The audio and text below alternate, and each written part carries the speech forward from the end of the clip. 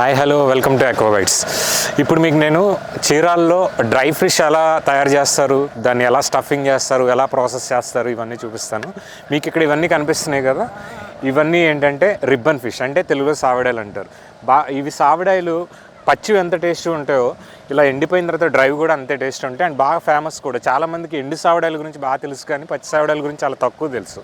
So ఇది ribbon ఫిష్ని ఇలా మొత్తం ఇలా ఈ పోల్స్ లాగా ఈ వాసం వాటికి కట్టేసి ఇలా కొన్ని వీక్స్ పాటు ఎండబెడతారు అనమాట. ఇవి ఎంత బాగా న్యాచురల్గా ఎండితే, ఈ సముద్రం గాలికి ఈ సముద్రం ఎండకి ఎండితేనే ఇవి న్యాచురల్గా చాలా బాగుంటాయి.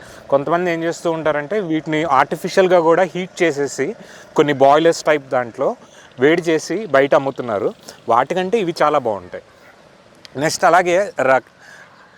అలాగే మీకు ఇంకొకటి చూపిస్తాను. స్కిప్ జాక్ టూనాస్ అంటాం కదా మనం, అంటే బేసిక్గా టూనా అనేది బాగా ఫేమస్.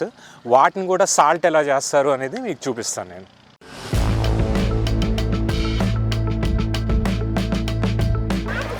చూసారు కదా, ఇది ఒరిజినల్ వైట్ టూనా అనమాట. ఇది సెమీ డ్రై ఏంటంటే పూర్తిగా ఎండిపోలేదు, అలానే పూర్తిగా ఫ్రెష్ది కాదు, పచ్చిది కాదనమాట. సో ఇలాంటి వాటిని ఏం చేస్తారంటే దీంట్లో మొత్తం సాల్ట్ స్టఫ్ చేశారు. సాల్ట్ స్టఫ్ చేయడం వల్ల ఇది త్వరగా డ్యామేజ్ అవ్వకుండా ఉంటుంది, నిలువ ఎక్కువ ఉంటుందన్నమాట. సో దీన్ని పీసెస్గా తీసి ఉప్పు చేప ముక్కలు అని చెప్పేసి మనకు అమ్ముతూ ఉంటారు కదా, అవన్నీ ఇలా తయారు చేస్తారనమాట.